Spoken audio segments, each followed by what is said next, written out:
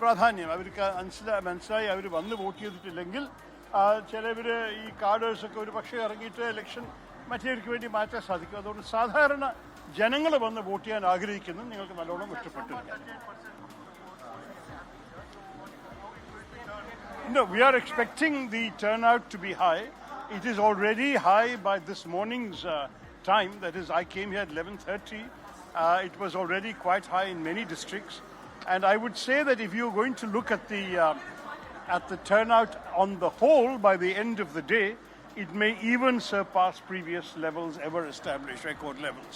And that's because the people of Kerala want to vote for a change.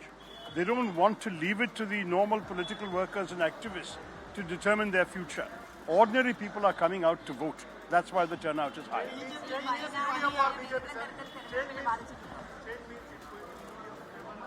Of course, not at all.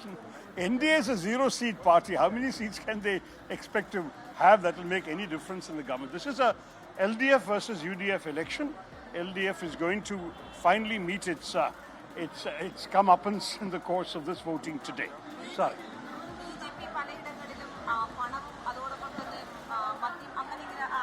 ഈ ആരോപണമൊക്കെ ഞങ്ങൾ എല്ലാവരും കണ്ടിട്ടുണ്ട്.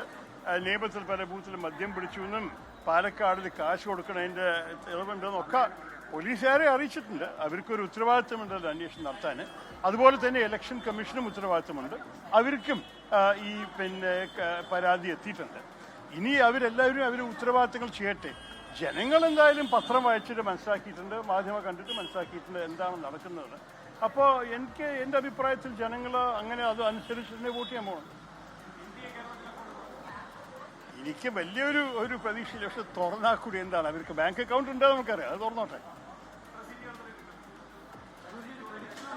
Prediction എണ്ണമായിട്ട് പറയുന്നില്ല, ജനങ്ങൾ vote ചെയ്യട്ടെ.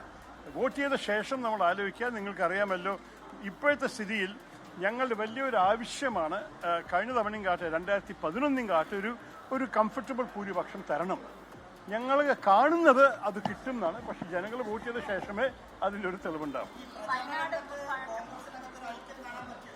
അതാണ് ഞാൻ കണ്ടിരിക്കുന്നത്. ഞാനിപ്പോൾ നിങ്ങൾക്കറിയാമല്ലോ സംസ്ഥാനം മുഴുവൻ ഓടി നടന്ന ആളാണ്. 59 നിയോജക മണ്ഡലത്തിൽ കയറി ഇറങ്ങി 59 സ്ഥാനാർത്ഥികളൊപ്പം നിന്നു. ഞാൻ പറയട്ടെ, എല്ലാവരുടെയും ഐക്യജനാധിപത്യ മുന്നണിയുടെ ഐക്യം തന്നെയാണ് വലിയൊരു കഥ. നിങ്ങൾക്കറിയാം, പലവർക്കും ചില അഭിപ്രായ വ്യത്യാസങ്ങൾ ഉണ്ടാവാം ടിക്കറ്റ് വിതരണ സമയത്ത്. ചിലവർക്ക് ചില നിരാശകളോ ബുദ്ധിമുട്ടുകളോ ഉണ്ടാവായിരിക്കും. പക്ഷെ ഒരു മനുഷ്യനും പാർട്ടി വിട്ടിട്ട് പരാതി പറഞ്ഞിട്ട് പ്രചരണം ചെയ്തിട്ടില്ല. ഒരു മനുഷ്യനും റെബൽ സ്ഥാനാർത്ഥിയായിട്ടില്ല. ഞങ്ങൾ എല്ലാവരും നിരാശപ്പെട്ട് ഡിസപ്പോയിന്റഡ് ആയ ആസ്പിറൻസും കൂടി ടിക്കറ്റ് കിട്ടിയവർക്ക് വേണ്ടിയിട്ട് ഇറങ്ങി പ്രചരണം ചെയ്തു. ഞാൻ കണ്ടതാണ് എല്ലാവിടെയും. അതുകൊണ്ട് എനിക്ക് കാണുന്ന ഈ UDFന്റെ ഐക്യം, അതിൻ്റെ പ്രത്യേകിച്ചൊരു കോൺട്രാസ്റ്റാണത് LDFന്റെ വീഴ്ച. നിങ്ങൾ കണ്ടുവല്ലോ, 5 LDF സ്ഥാനാർത്ഥികളാണ്, LDF പാർട്ടി അംഗങ്ങളും പ്രധാനപ്പെട്ട നേതാക്കളുമാണ് അവരെ വിട്ടിട്ട് ഐക്യജനാധിപത്യ മുന്നണിക്ക് വേണ്ടി മത്സരിക്കാൻ ഇറങ്ങിയത്. അതിൻ്റെ അർത്ഥം എന്താണ്? ഐക്യം UDFന്റെ അകത്ത് മാത്രമേ ഉള്ളൂ. കാരണം UDF ഈ തവണ സീരിയസ് ആയിട്ട് പ്രവർത്തിച്ചിട്ട് ഭരണത്തിൽ വരുന്നൊരു വിശ്വാസത്തിലാണ് പൂർണ്ണമായിട്ട് ഇറങ്ങിയത്.